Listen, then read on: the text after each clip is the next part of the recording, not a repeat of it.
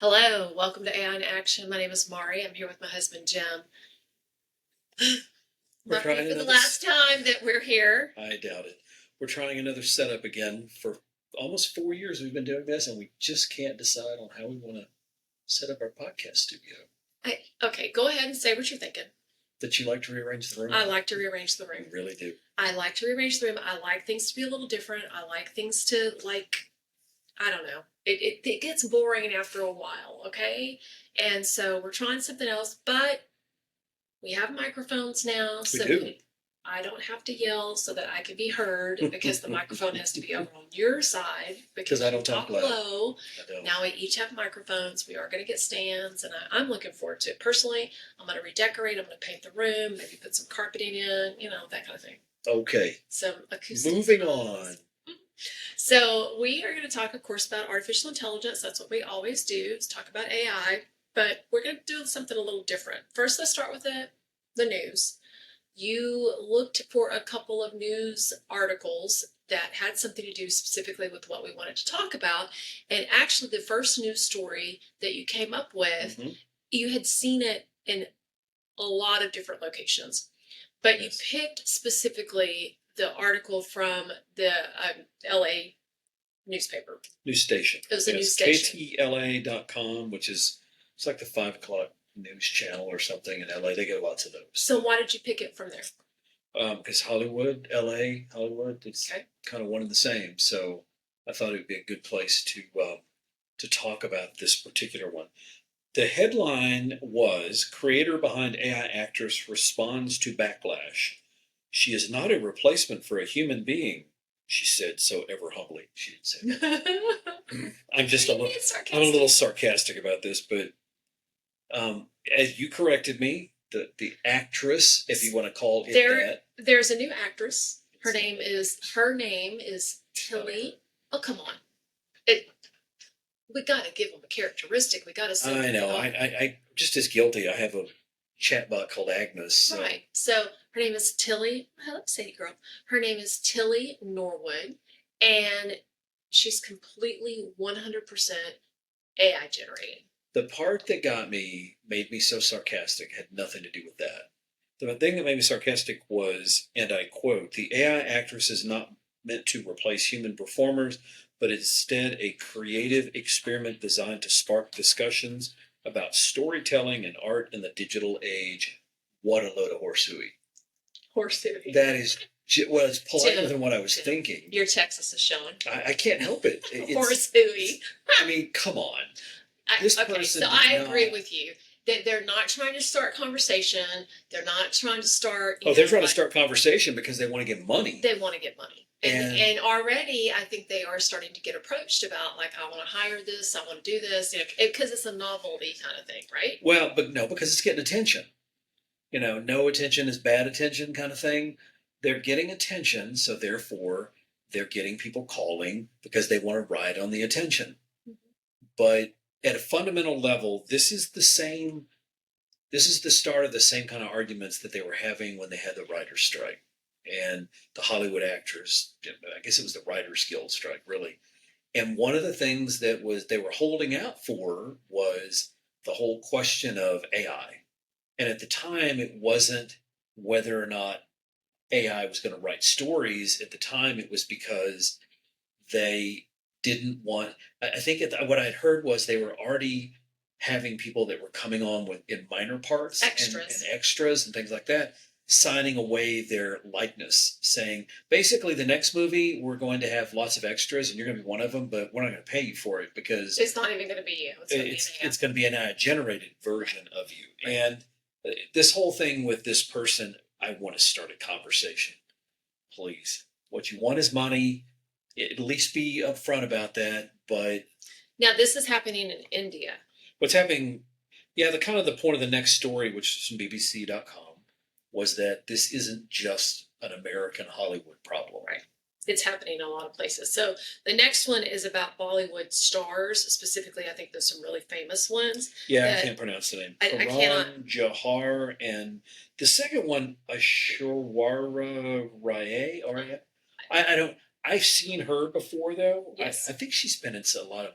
She's been in like Hollywood movies. movies, I Right. think. Yeah, she's very very thought popular so. actress, and Right. they're starting to fight for like what they called personality rights. And at first, I was like, okay, are they talking about like their mannerisms and their, their the way that they like do certain, uh, the way they smile, the way they move, the way they act, their persona, and what a personality right is over there is actually it's a right to use their image and um, their pictures and their name and everything for marketing. So in India, they have a really big problem where companies come out with new products and then they'll start using stars' pictures, endorsing those products when the star doesn't even know that they're doing it. So, You mean like Facebook, right. Well, where things pop up where you, yeah, where that happens all the time. I mean, there's like a new diet drink that's been proven by Oprah to lose 100 pounds but in Oprah one might have day, okayed kind of that, thing. but But no, she didn't. And if you look at it, happens a lot. If you see this stuff on Facebook, even over here in the United States, that's what I was talking about. yeah, exactly. And I'm not a Facebook person. It happens where you see these videos and you're like, and so if you go to Google, go to the internet, go to ChatGPT, and you say, is this something that Oprah endorsed? 99.9% of the time, it's going to come back saying no, it's fake. They had nothing to do with it. Well, and the thing in India and here in the United States, this goes a lot deeper because of AI. Yes. I mean, there was a lady, I was telling you about that when we were talking about doing this story. There was a lady out of the UK or somewhere where she found out they had basically, because she was an influencer, so there was a lot of material online, her voice, her, On her videos Instagram. on her Instagram and all that other stuff. They duplicated her and they were literally using her as a pitch person for their product. Yes. The problem they're going to have in India, lot. I mean, yeah, what they used her all the time. She was like everywhere, and She finally didn't know somebody who about she knew. Yeah, she Yes. had no idea. And then somebody that she she had knew. more followers. The fake her had more followers than she had. Right. And that's just sick. Yeah. And the problem is there's so much attempted fraud or fraud that comes out of India. I don't know how they're going to make laws that. How are they going to enforce it? Well, actually, I went to the article here that you had talked about. BBC.com The article? BBC.com article. And there was actually somebody just recently, for the very first time ever, that the High Court in India actually said, I think his name was, oh, I can't remember his name. It was right here, though. Hold on. Jackie Schroff's personality. His personality rights, it upheld to where they said, no, you cannot use him for like his name or his images or his nickname or anything like that in any of your marketing material. So the High Court in India actually did hold up somebody's case. There's a difference between whether the court upholds it and whether or not they enforce it. Now, I've heard India has gotten more aggressive about shutting down like fraud generating, spam generating sites or people, that kind of stuff. So maybe, but I mean, we're having a hard time here, and our copyright laws are a lot stricter. Well, the thing is, and this is kind of segue into what we were talking about. Yes. If I own something that is a content delivery platform, the information being generated and being posted to my content information platform is happening so fast. I don't see how these platforms can keep up with taking stuff down. Well, that's been an argument. They've been sued over and over and over again about ignoring takedown notices. The problem they've had, well, it's deeper than that. Excuse me. The problem they have is they get a takedown notice. How much do you check into it? Because they've had people who had, let's say you're starting to build momentum. Like you used to have 11,000 Instagram followers, right? Because you had a cooking Instagram thing. Somebody decides they don't like you. Let's say you start a YouTube channel and you've got a competitor. They want to slow you down because you're growing. So they put a takedown notice to get your site taken down. even if you're down for a few days, It's devastating. it's devastating. So people were weaponizing takedown notices. It's kind of like calling 911, It's doing the slap orders, or what do they call them? I don't remember what they call them, but yeah, it's swatting, like isn't it? swatting. It's called swatting. I think yes. it is because they send the SWAT team. It's not a slap order. It's a SWAT. Close enough. But yeah, it's very similar to that. It's for nefarious reasons that they're having you take down something. Well, it can be, and that's the problem. Is how long is it going to take to investigate it? How big How is their many investigation people? team? Yes. How much is it going to cost? So anyway, moving along. So this is what we talked to. This is going to lead to what our main thing is: the distribution channel. It's the overall. It's the channel. It's the distribution channel is part of it. And when we were discussing this, I had in my mind a vision of the discussion we had with our kids when they were little, and we were trying to teach it. And the example was we had a lake, we had a town, and Rachel was the princess who owned the lake because that's what she wanted to be. And then there was a pipeline to the town, and then the town had the spigots where everybody got water. And so the question was, who makes the money? Who makes the most money? And the conclusion that we generally came to is the person with the pipe made more money than the person who owned the resource. Well, in that analogy, bringing back to the digital world, which is what you were just talking about, the pipeline used to be what? I mean, let's step back in time to the 80s and 90s. How did we get information? It was like a newspaper, an antenna, 3 channels that you picked up on the outside of your house. Cable television came up. Yeah. But even back then, the distribution channels to get into them. Let's say you wanted to write a book. I mean, you've done 2 books now. You and I have done one together, and then you did one by yourself. And the distribution channel, even now, to get your book out there, it's tough. It's very tough. It was almost impossible back then. If you didn't get a publisher, then you were going to go down to Kinko's, which you told me no one knows what that means. You're going to go down to Kinko's, you're going to print a bunch of them, put them in the trunk of your car, and go to little bookstores and try to hawk your books. I mean, there wasn't a lot of options back then. There was some self-publishing houses that sprung up, but they were very, very niche and very small. Mm-hmm. So what collapsed that pipeline? The World Wide Web. World Wide Web came along. Suddenly, using our analogy with the water, now instead of 1 pipe from the lake, we got 1,000. So everybody has their own individual. Let's have a step back on that for just a second. So when I had the lake and then I had the pipeline, there was one person or one company that owned, 5 or 6 companies that owned the pipelines. It could have just been one. It was very small distribution channel. And it was owned by one person. So that person got to make a lot of money because they owned that. That's correct. So now, World Wide Web, everything happens. You have 1,000 pipelines, 1,000 people.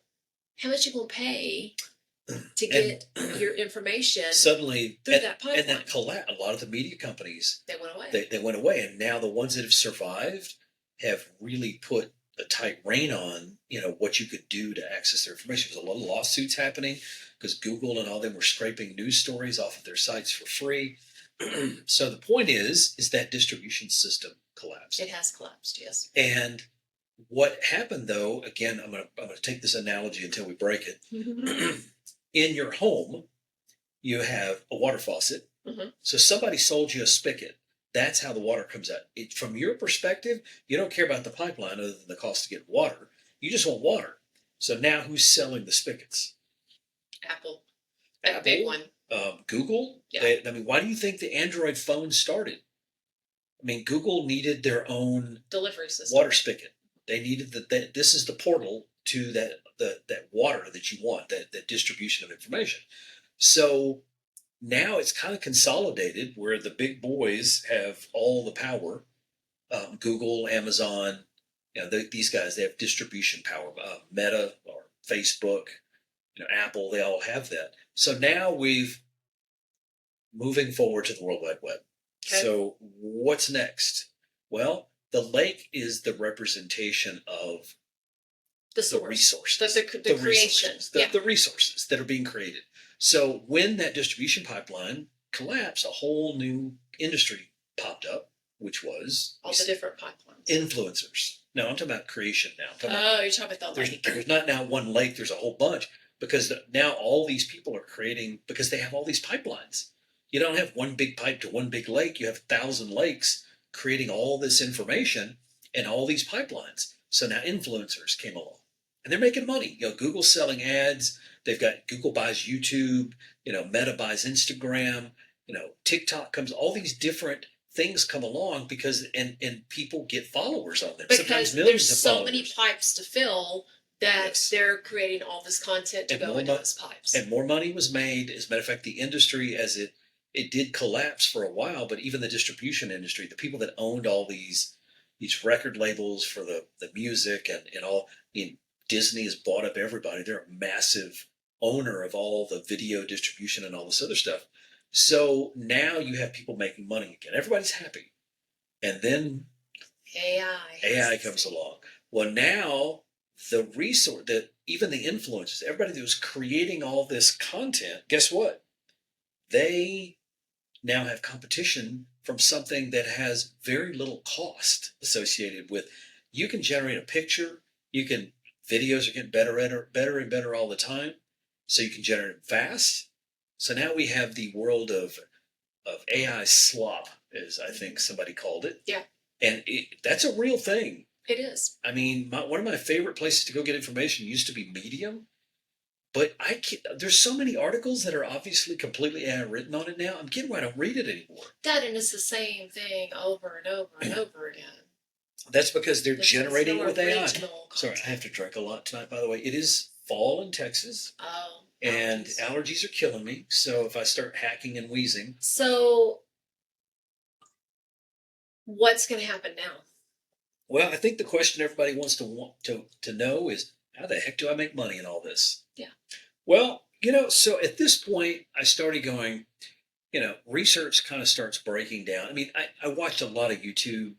There's a lot of people talking about, what are the different ways to make money. And so I kind of had a conversation with it.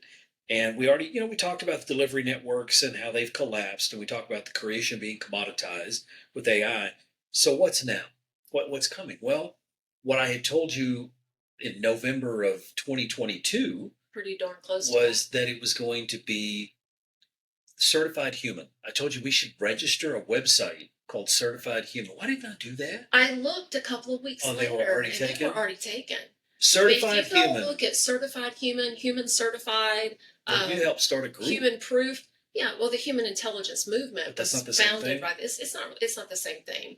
But I looked at all of the different domain locations, and they were all already taken because people were sucking up those names as fast. They were for every good idea you have, 10 other people have the same good idea. Yes, absolutely. So the first thing that in my conversation with the AI, it said the scarcity of trust.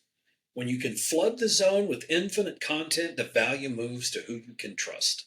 Trust in curation becomes the new scarcity. Okay, that's fair.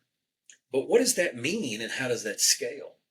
I think it means a little bit about, okay, who is going to be the voice that I'm going to listen to that I know has the best sources? What does that sound an awful lot like? An influencer. An influencer. Right. The problem now is, and I've seen some people doing this already too. They're like, we're going to curate the best stories, and they get the AI to curate, 5,000 stories or whatever, and they're going to be the funnel. Basically, they become the spigot. They're going to turn the spigot on for you and turn it off for you to keep and make sure that the information coming through the pipes is good. And that's fair. I mean, but how can you 100% believe that the information that they're looking at has been vetted? If you listen to the English teachers we've been talking to lately, the right answer is everything has to be handmade. We're just going to hand make everything. You mentioned something about some quilts recently at a party. I was at a baby shower the other day, and like 5 or 6 of the gifts were actual hand knitted or hand crocheted or hand quilted by the person giving the gift. You did that once. You gave your mother a beautiful... I used to do it all the time. And how long did it take you to make the one you gave her for Christmas years ago? A really long time. You started it, I think, in August. But, hear me out. If human creation becomes that much more important because of the world of AI, then that hand-created product is going to become a lot more expensive. Okay. So I'm going to be the counter in that argument. Sounds good. Okay. Sounds good. But I'm going to use the thing I told you about my grandmother. My grandmother, when she was young, she liked art. The problem is my grandmother was poor. And when you choose between buying some art that somebody painted or you choose eating, you typically choose eating. Yes. She did. But somewhere along the way, back in the 70s and 80s, when the stores, the big Kmart's and they started having they started having prints. Yeah. My grandmother used to buy those and she loved them. Now, to my grandmother, this was like a Rembrandt because she could buy art. She loved it. Mm-hmm. They weren't particularly valuable to anyone other than my grandmother, but they still were. That's the problem you have when you do handmade stuff. This is the problem my grandmother had. She could have bought rich people have been buying hand done paintings since, Da Vinci had people paying him to do paintings for him. They've been doing this forever. Right. The problem is it's expensive. Handcrafted costs a lot. But what I am saying is that, again, I think AI is going to exacerbate the divide when it comes to the haves are going to be able to afford the handmade human stuff for a lot more money than they're used to paying for it. And the have-nots are still going to have to they're going to be getting the AI generated slop. Yeah, like my grandmother, basically. Yes. But basically, when I was thinking about, because you mentioned this to me when we were discussing it, and I was thinking about it, we out of time? No, we're fine. I was thinking about it, and I started thinking about hotels and diamonds. Those are the two things I thought about. Hotels and diamonds. Because. Do you have something? Are we going to go on a vacation? Well, no, but we're going to hit our 40th anniversary in a couple of years. Think about it. Okay. Why are diamonds so expensive? Because there is a shortage of diamonds that is man-made. Artificial scarcity. Yes. De Beers and companies like that, basically, if a new diamond mine comes along, they buy it up. Mm-hmm. And they artificially constrain supply to keep the costs up. Right. That means a lot of people can't afford diamonds. So what has some of the younger people done? Oh, every single young person I have talked to. And our daughter, our daughter-in-law, 5 of the teachers that I know that just got engaged not too long ago, absolute man-made diamonds. Is that the equivalent to AI slop though, really? What? It's not. It's not. Beautiful, right? They're gorgeous, and they are paying a lot of money for it, but they're paying a third of what they pay for the same diamond. A third if it was an actual diamond. If it was an actual diamond. Yeah. My daughter, who could have probably afforded to buy a nicer one. Well, she didn't do it because of a political reason. Well, it was partly that. Partly was she's like, I like the bigger rock, and I'm not paying $35,000 for the bigger rock when I can buy it for 10. Less than that if she wants. She looked at she had some great deals on those things. Mm-hmm. But again, you mentioned haves and have-nots. You and I were talking about going to Galveston recently. Yeah. How much was it per night for us to stay in the hotel? The hotel I was looking at was right at $300 for the night. And we like to stay in nicer hotels. I do. But again, that's a choice we make. And what do we give up? Because we work for a school district. It's not like we're wealthy. What do we give up in order to do that? So the Hilton has decided they're going to have a more expensive clientele. Somebody told you when you're a professional photographer, remember what they told you? It's better to have 5 or 6 clients that are willing to pay you for your art than it is to have 50 clients that want to take nickel pictures. And dime you to death. They're going to nickel and dime you. And you found that to be true. I found that out to be very true. Again, but it doesn't scale very well. When you were a professional photographer, it was a decent side gig, but if you tried to make an actual if I didn't have a job too, and you were doing that full time, it'd have been tougher. I would not have been living where I was living. Exactly. So again, it's like, how do you make money in a world where the resources are cheap to make? The pipeline is tons of them. It's already cheap, and AI didn't kill that. The World Wide Web did. It created that. The spigot's what's costing the most money. This spigot right here, what, $800 for a phone? It takes you have to pay for them. It's like buying a small car. You have to pay for it for 4 years. Yeah.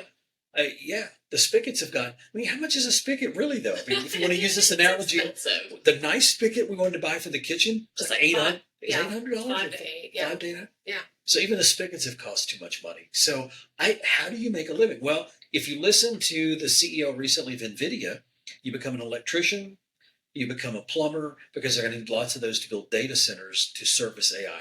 That seems weird. Yeah, it does. We're going to have a bunch of people making a living servicing the thing that kill people's ability to make. I love AI and I find it to be very useful. I just find this idea of it being the sole replacement for human creativity to be the wrong use for it. Building prototypes, brainstorming, helping me be a kind of aiding me in my writing skills. I get that. But generating art that I'm selling, I don't agree with it. I'm going to push back on you. Generating a book that I think that Austin AI Alliance, which I am part of, had a AI art show that we helped sponsor. And I remember I didn't get to go. And some of the art that was generated by artists, they were already artists to begin with. Okay. Their prompting ability, because of their knowledge, that art was amazing. So you're saying that it's going to be a gradient kind of thing. You have completely human generated, you have somewhat human generated, co-designed, guided, all the way down to slop that you just threw a prompt in there and got out what. Yes. And I see it all the time. Whenever I get over on like Midjourney, whenever Midjourney first came out, and I would get on the Discord channel and I would start like looking, because you can see what everybody else is doing because it's like a chat room. Some of the people that were putting in prompts, give me a cat that's chasing a ball of yarn. And they were getting images out that were just like, bleh, But then there were some people that were like, give me photorealistic shot with a Nikon F, 9000, 35 millimeter, 80, da da da da da. But if you kill the industry that teaches them, I'm seeing this in the programming world, and we do need to wrap up. We're way over. We're fine. But if I see this in the coding world, they're talking about entry-level coders are going to go away. Well, from my own personal experience, creating code using agentic AI, for example, it's not that easy. And my experience of writing code is what's allowing me to build these things the way I need them to be built. So if you get rid of entry level, if you no longer have photographers because you're just generating stuff to put into an AI, how do you teach people photography? Eventually, the creator pool, the ones that are true creators, it's going to, as you said, it's going to die out. It's going to become where the ones that are retired or they're just no longer doing it, and it's going to be replaced with a younger crowd that is using artificial intelligence for their prompting. I just hope it does. What I was hoping when AI came out was it would make us better, not make what we generate generic vanilla slop. Because we talk about that with the school all the time. If you use the big companies just to use their AI and roll it out to the school instead of doing some of your own tuning, you end up with this plain vanilla thing that everybody gets that really isn't as good as it could be. But if you're willing to put some time into it yourself as the IT person and give them access to better tools, teach them how to use it, and let the teachers' imaginations take it to the next level, assuming they're willing to, then I think you get more. I mean, it's the combination of the human and the technology that can make it better, but we have to want it to. And human nature doesn't tend to. Always tries the path of least resistance. Yeah. Anyway. I'm going to go back to what I always say. K-12, it's where it starts. AI literacy, teaching kids how to use it as a tool, not a crutch. All of that stuff is really important. I did figure out, by the way, how much it's going to cost if we want to build this new AI-enhanced mobile reconfigurable classroom we were working on. We can put one in every classroom in the state of Texas. We'll talk about that. Okay. I came up with a number. Yay. Looking forward to it. It's a little bigger than our budget.